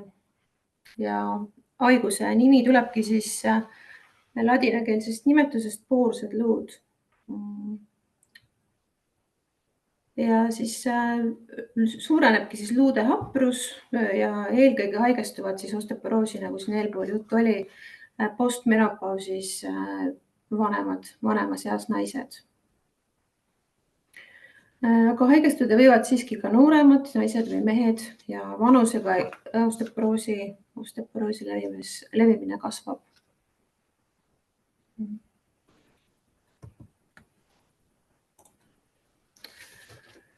Siin on siis üks illustreeriv pilt, mis näitab, kuidas näeb välja siis normaalne luu, tugev luu ja kuidas osteopeenia ja osteoporoos siis luud hõredamaks muudavad. Osteoporoos ongi tugevalt aladiagnoositud ja kui tekivad luumurrud, siis tekib suur koormus nii patsiendile, tema lähedastele kui ka tervishoiusüsteemile üldiselt.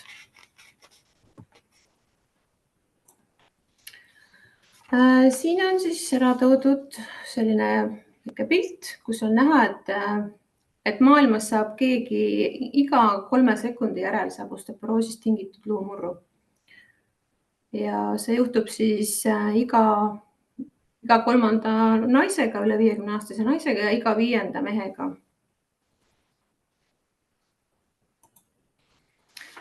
Natukene ka veel Eesti statistikat, millest oli ka eespool juttu, aga hinnanguliselt on siis Eestis kuskil 80 000 osteoporoosiga patsienti ja 2019. aastal oli siis 8000 osteoporoosiga seotud luumurdu. Ja samuti siis ka ravimite kasutus on Eestis 2–3 korda väiksem kui Põhjamaades. siin küsisin ka veel viimast statistikat Ravimiametist, et 2024. aastal suurenes siis osteoporoosiravimite kasutus 5% võrreldes siis eelmise aastaga.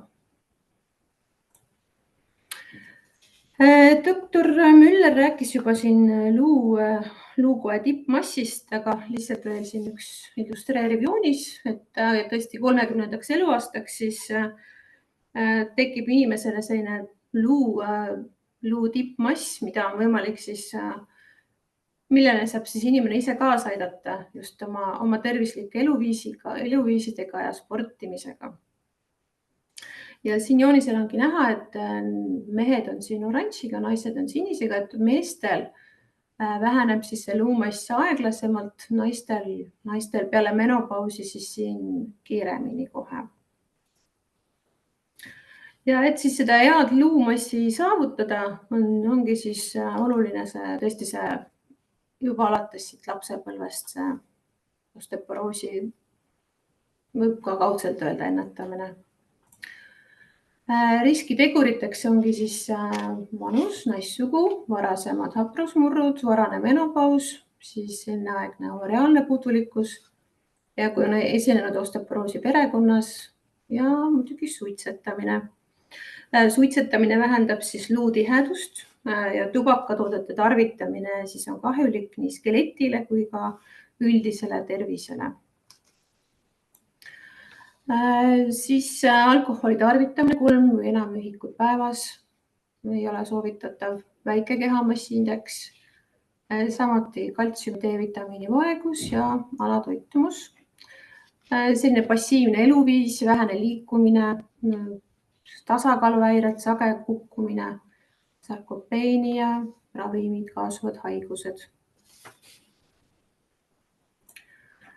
Siis osteoporoosil endal just nagu sümptomeid ei olegi, kuid need on haigusest siis tingitud tüsistustel ja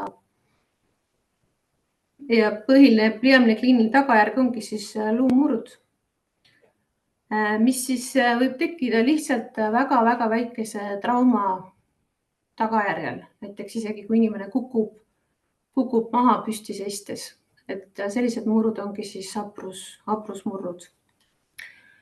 Ja kõige sagedamini esinebki neid siis selgroo lülikehades, randmepiirkonnas ja puusapiirkonnas reialuukaelas siis.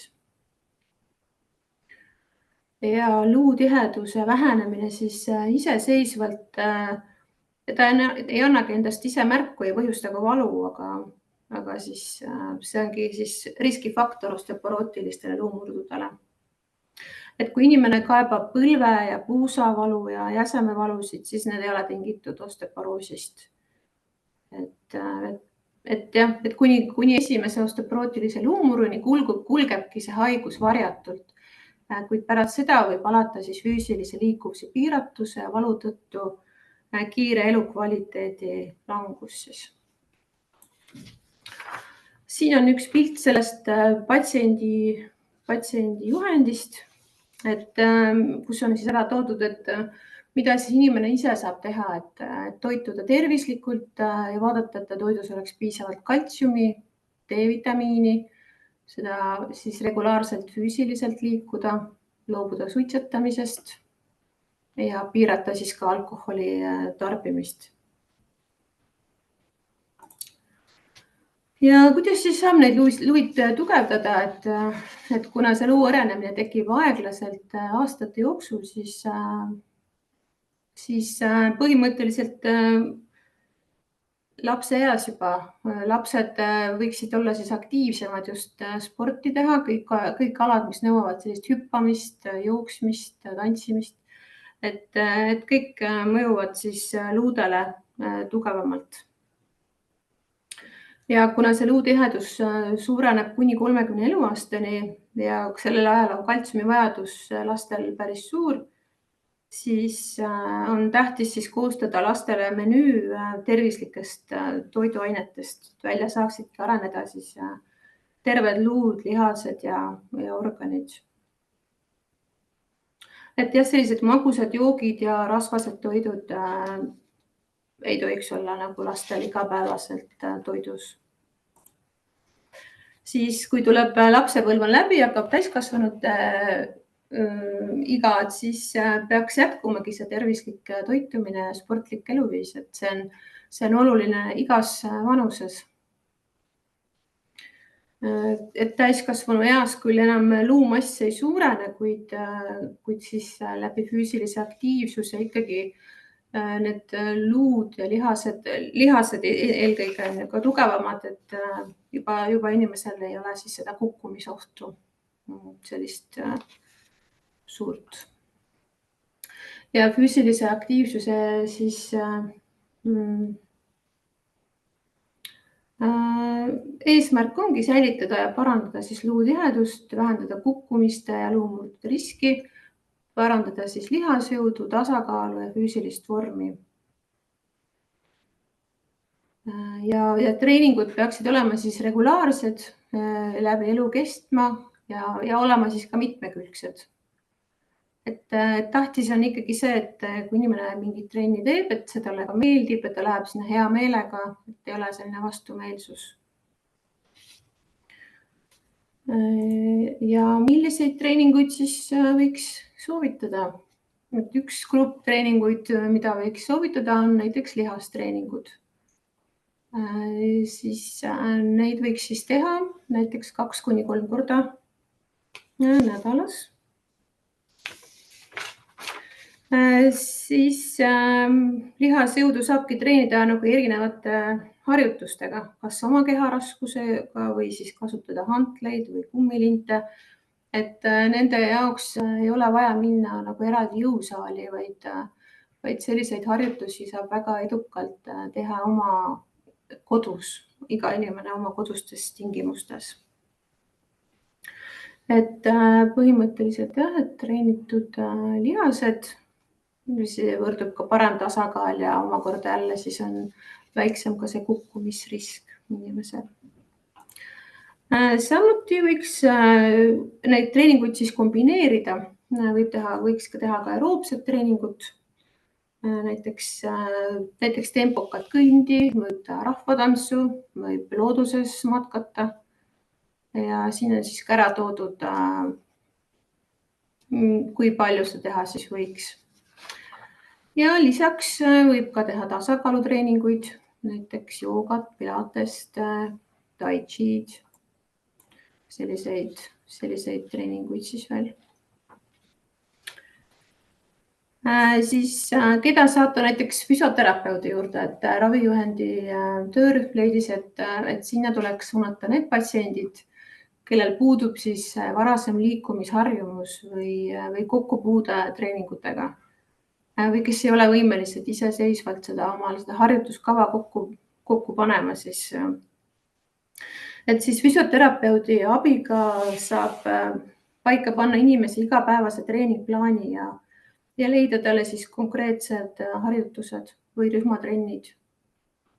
Et kindlasti väga palju inimesi on, kes ei tee igapäevaselt üldse mitte mingisugust füüsilist treeningut. Ja mis kõikide täiskasvanute kohta käib, et inimesed võiks vähendada ikkagi oma istumise aega, ekraanides olemise aega ja võiksid teha siis sirutuse ja venituspause vähemalt siis iga tunni järgi. Ka kõik inimesed, kes töötavad arvutites just eriti. Nii, siis edasi räägime natukene toitumisest, et selline tervislik toitumine peaks saatma siis inimest läbi elu, et see on siis nagu, mis see tervislik toitumine siis on, et on nagu mitmekesine, tasakaalustatud ja organismi vajadustele siis vastavuses, arvestades siis vanust ja kõike muud. Et tasakaalustatud toitumine ongi siis, kus menüüs on paigas kõik valgud, süsivesikud, rasvhapped, vitamiinid ja mineraalained, kiudained ja joogiks sobib inimesele siis puhas vesi. Lisaks siis nendele toiduainetele on oluline ka, kuidas seda toitu teha, et kõige soovitatavamad viisid on siis aurutamine vokkimine, hautamine ja siis ahjus küpsetamine. Et siin ma väga pikalt siin toitumisest ei räägiks, et tegelikult on olemas siis Eestis välja antud Eesti riiklikud toitumissoovitused, mis on siis leitavad Tervise Arengu Instituudi kodulehe pealt. Et ma siin tõin lihtsalt mõned punktid välja, et mis on nagu sellise tervisliku toitumise soovitused, et alati päeva võiks alustada hommikusöögiga. Et selle hommikusöögiga me saame siis nagu stardienergiat oma päeva toimetusteks. Söömine võiks olla siis regulaarne, et ei tekiks pikki söögipause. Et sööme hommikul või siis alles õhtul. Tihtipeale inimesed ei ole päeval aega näiteks süüa, et siis jäävad suured vahed sisse. Siis alati on rõhutatud seda 5 peotäit puu- ja köögiviljad ja marjad, mis on väga kasulikud inimesele, mineraalide ja vitamiinide rikkad. Siis peaks oma menüü üle vaatama selle pilguga, et toidusedelis oleks piisavalt siis kiudaineid. See on oluline siis seedimise korras hoidmiseks. Ja siis kalale rõhku pandud, siin heliste lihale kala. Siis samamoodi vähem võiks lisatud suhkruid tarbida ja soola ja anujoogiks võiks olla siis vesi. Alkoholiga ka mitte liialdada ja selle kohta muidugi rohkem on infot alkoinfo.ee leheküljel. Ja samuti Eestis on olemas niisugune tore programm, tasuta programm NutriData, kus saab siis inimene ise saab analüüsida oma näiteks nädala menüüd, et põhimõtteliselt saab siis vaadata, milliseid vitamiine või mineraalaineid tema toidus siis puudu jääb. Et see NutriDatas on võimalik siis täita oma toidupäevikut ning siis see sisestatu kuvatakse ka siis toidupüramiidil võrreldes siis riiklike soovitustega. Siis teaduskirjanduses on välja toodud ka, et luudelihaste terviseks väga hea on ka Vahemere dieet, et see dieet on siis rikas puu- ja köögiviljade, kaunviljade, rasvase kala, täisteratoodete, siis piimatoodete, pähklite, oliiviõli poolest. Ja kõikidel on oluline piirata ka siis need ülitöödeldud tooteid. Edasi natukene täpsemalt siis D-vitamiinist. Miks inimene vajab D-vitamiini? D-vitamiini siis tal on terve rida erinevaid biofunktsioone. D-vitamiini üks keskne roll on luukoe ainevahetuse regulatsioon. Et miks on juba alates väikestest beebidest vajalik juurde võtta D-vitamiini, kuna ikkagi toidust seda me kätte ei saa piisavalt. Ja mis siis on veel tema rollid, on kaltsiumi ja fosfori paremaks omastamiseks on vaja luude ja hammaste arengu soodustamiseks, verehüübimiseks, siis südametegevuseks, immuunsuse toetamiseks, siis vahendab ka infektsiooniriski ja omab ka antidiabeetilist toimet, kaitseb siis pankrease beetarakke. Siin on juba natukene juba korrutab, aga mis on võib-olla ära märkida, et eriti sellist D-vitamiini madal tase võib olla sellistel vähe liikuvatel inimestel ja kes on rohkem tubased, vanemad inimesed. Ja siis D-vitamiini siis soovitused on ravijuhendis siis ära toodud, et siis on 800 kuni 2000 ühikut. Ja see täpne kogus konkreetsele inimesele sõltubki siis tema vereproovist, kuidas tal see näit on, et kas tal on vaja seda taset tõsta või tal on vaja seda taset nagu hoida. Siin on lihtsalt mõned toidud ja siis toitudes on 100 grammis ära toodud nende siis D-vitamiini sisaldused siis. Et näiteks ühes munakollases on 20 iud siis D-vitamiini. Siis natukene ka kaltsiumist. Kaltsium on siis luude üks peamine ehitusmaterjal. Ta on kõige olulisem mineraal siis luude tervise seisukohalt. ja kaltsiumi sisaldus veres on organismis väga täpselt kontrollitud ja kui tekib kaltsiumi puudus veres, siis kasutatakse luudes leiduvat kaltsiumi. Ja kui ongi inimesel pidev kaltsiumi puudus, siis see põhjustab luumassi vähenemist. Nii et 99% meie keha kaltsiumist asubki meie luudes siis. Ja siis põhimõtteliselt, miks ta kaltsium oluline on, et aitab siis saavutada luu tippmassi, samuti südame, lihaste, närvide tööks ja osaleb ka vere hüügimisel siis. Siis on siin ka mõned kogused kaltsiumi päevase vajaduse kohta siis.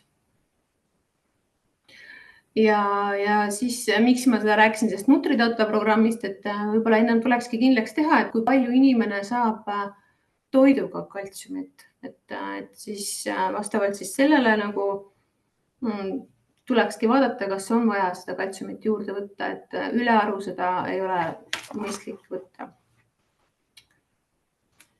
Et kaltsiumipreparaate on ka müügil erinevaid, on kaltsiumkarbonaati, on kaltsiumtsitraati. Kuna siis kaltsiumkarbonaat vajab imendumiseks happelist keskkonda, siis seda tuleks võtta koos toiduga, aga kaltsiumtsitraat, tema ei sõltu nagu toiduga võtmisest. Ja siin ma võtsin ka NutriDatast, tõin mõned näited, et kui palju siis on erinevates toiduainetes, toitudes on 100 grammis siis saada veel seda kaltsiumit.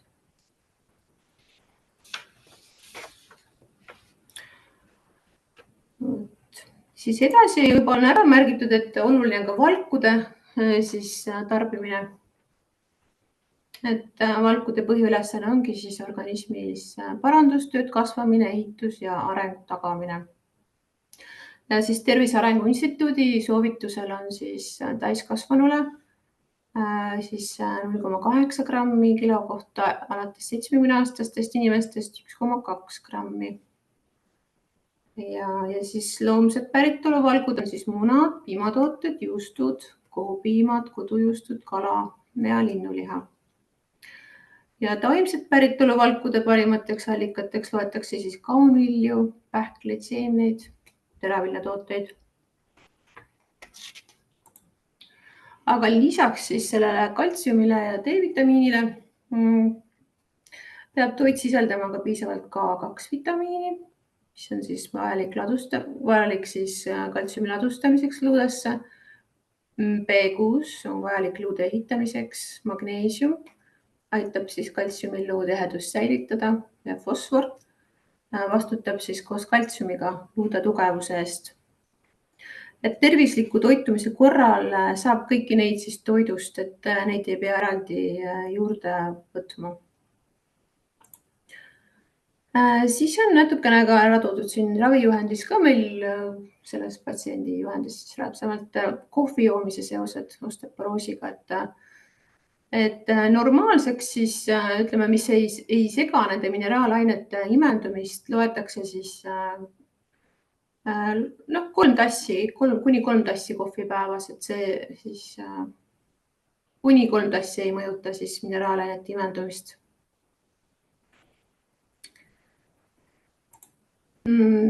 Ja patsiendijuhendis on siis ka sellised head sellised nipid, või ütleme nimekiri hukkumise ennetamiseks just, et inimesed saaks oma kodu nagu ja oma siis tegevuse üle vaadata sellise pilguga, et kas tal kodune keskkond võiks soosida seda, et ta võib kukkuda või siis üldse ka väljas liikudes, mitte ainult kodus. Et siin on siis just eriti lahtised vaibad ja juhtmed, et väga palju ikkagi osteoporootilisi murde juhtub inimesel kodus. Vaadata järgi, millised jalanõusid ta kannab seal, et tal oleks libe. ei oleks mingi selliseid liiga palju asju seal ees ja treppidest liikudest tuleks kasutada käsipuid ja ei mitte tuunida ebastabiilsetel taburettidel. Siis on veel siin, et duši all, et ei libiseks seal dušinurgas või vannis ja just need vannitoa põrand ei oleks libe, et panna siis vaip maha. Kas on kodus piisavalt valgustust, et ei oleks seal pime. Ja kui need prillid on määratud, siis neid kanda. Jälle siin alkoholi tarbimine ja siis on ära toodud ka, et kasulik on teha siis harjutusi lihasjõu tasakaalu parandamiseks. Ma siin mõtlesin, et ma ühe slaidi pühendan eraldi teemale osteoporoos ja mehed, kuna väga palju just räägitakse seda, et osteoporoos ohustab rohkem naisi, postmenopausis naisi 50+ ja et naistel just väheneb see luumass kiiresti ja ka kuid umbes 70 eluaastaks kaotavad siis mehed ja naised luumassi sama kiirusega. Ja mehed on siis sageli vanemad, kui nad kogevad oma esimest luumurdu.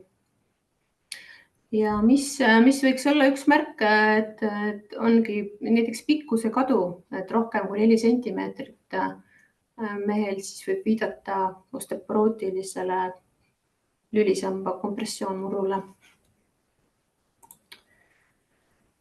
Ravist on ennem juba juttu olnud siin päris palju, aga ma räägin pigem sellisest nagu ravisoostumuse võtmes võib-olla siis, et ongi siis osteoporoosi ravi hõlmabki elustiili muutusi ja ravimeid.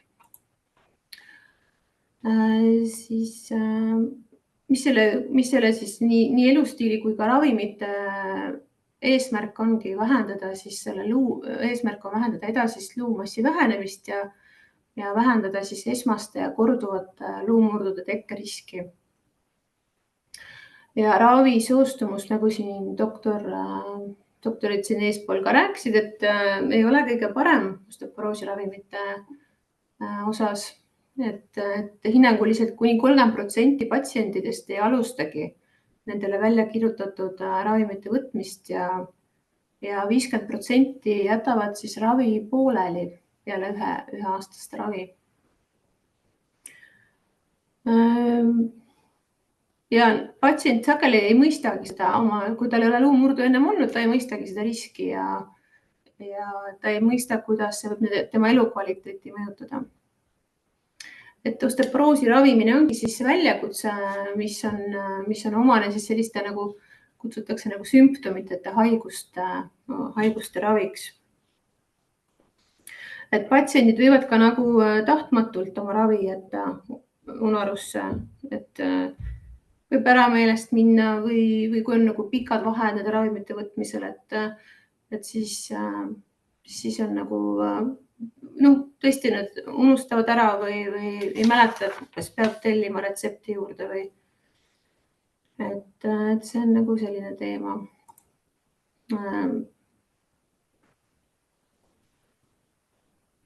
Et see ravi oleks nagu edukam, et siis see ravi tuleks läbi arutada nagu patsiendiga. Millise tema on muidugi selle olukorraga ka, millist ravi ta vajab, ja just eriti vaadata, kas ta on selline patsient, kes on siis nagu võimeline nagu seda ravi võtma niimoodi aastakümneid. Kuna osteoporoosi ravi on ikkagi pikk, ta peeb olema järjepidev ja ta kestab siis aastaid. Ja uuringutes ongi välja tulnud, et kui see ravi alguses pakutav tugi inimesele on olemas, siis ka see ravisoostumus on parem ja vähendab siis luumurru riski. Siin oli ka, ma tõin selle sama joonise välja, mis näitaski Eestis on siis vähem seda ravi siis välja kirjutatud. Ja 20. oktoober on ka rahvusvaheline osteoporoosi päev. millega siis, mille eesmärgiks on siis tõsta teadlikkust osteoporoosi ennetamisest ja diagnoosimisest ja ravist.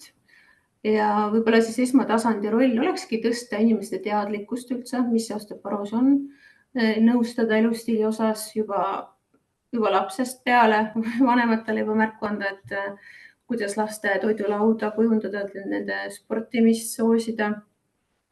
Leida siis üles need osteoporoosiga patsiendid ja vajadusel siis alustada raviga ja keerukamad juhtumid siis saata edasi reumatoloogile siis.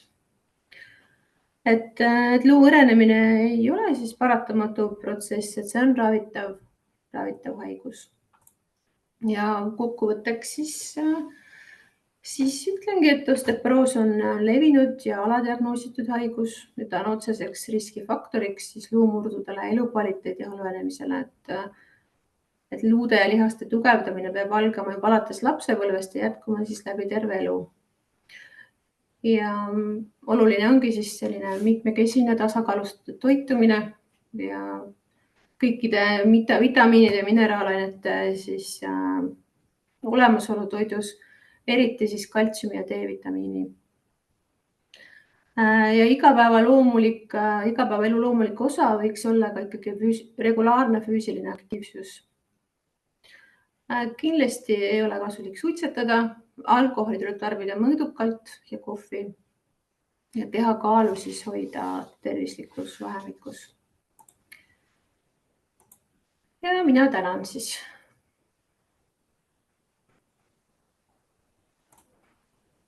Aitäh Ingrele ja meil on tulnud ka mitmed küsimused chatti, et ma alustan siit algusest. Esimene küsimus oli selline, et mis on dementsuse juures osteoporoosi riski tõstev mehhanism? Kas ainult läbi elukvaliteedi muutus, ehk siis toitumise muutumine ja liikumise vähemus või on midagi seal veel juures? Ma vastan sellele siis, et ma arvan, et ega siin ühest vastust ei ole, et kindlasti need kõik asjad koos, pluss räägitakse ka sellest, et võib-olla mingid geneetilised ühised riskitegurid on seal. Pluss loomulikult liikumise vähesus, tasakaaluhäire sageli võib kaasas käia seal, pluss toitumine samamoodi, et see ei pea olema nüüd mingi lõppfaasi dementsus, kus inimene unustab süüa, aga see toitumise muutus võib ikka tekkida. Et jah, ilmselt on väga palju erinevaid tegureid seal olulised. Kas soovib keegi midagi lisada? Aga siis lähme järgmise küsimuse juurde. Oli selline küsimus, kas kaltsiumi analüüs peaks olema tavaline bioioniseeritud kaltsiumi oma? Ma vastan sellele küsimusele, et kaltsiumi sellise rutiinuuringuna võib teha tavalise kaltsiumi ja ioniseeritud kaltsium on rohkem nendele, kellel on hüpoalbumineemia või neerupuudulikkus, et see piisab sellest tavalisest kaltsiumist. Nii, siis oli küsimus selle kohta, et milline on optimaalne D-vitamiini tase osteoporoosi ravi foonil? Ja see on ka selline, millele ma võin vastata, et see soovituslik tase on 75 kuni 100 ja ütleme niimoodi, et olulisem, kaks fakti, et ravi alustamisel on võib-olla olulisem see, et see kaltsiumitase oleks korras, aga D-vitamiin, et kuna see järgmine küsimus on, et kas 55,2 on madal, seda ma näen juba, et tegelikult, et kui kaltsium on korras, siis proolijat võib süstida ka, kui on 55, aga sellist lihtsalt anda sellele patsiendile soovitus, et hakaku siis tõstku oma D-vitamiini doosi või võib-olla ta on lihtsalt ära unustanud seda võtta. Et seda aeg-ajalt tasub lihtsalt patsientidelt üle küsida, et kui te patsiendil retsepte uuendate, et kas ta mäletab, et ta peab kaltsiumit ja D-vitamiini sinna juurde tarvitama ja nii mõnigi on selle kaltsiumi ära jätnud, sest põhjustab mingit kõrvaltoimet, et siis tuleks uuesti nõustada, et vahetagu preparaati. Väga hästi. Siis on küsimus selle kohta, et kas ravi alustamist mõjutab ka aluselise fosfaadi kõrgem väärtus? Alkaalse fosfataasi kõrgem väärtus ei mõjuta ravi alustamist, et alkaalne fosfataas võib olla tõusnud ka näiteks värske luumurru järel.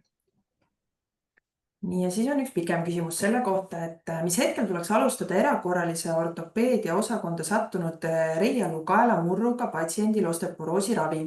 Kas patsient võiks juba enne osakonnast lahkumist saada soladroonhappe ülekande või retsepti edasisele perrosse bisfosfosnaadile või on siis vajalik hoopis see patsient suunata perearstile?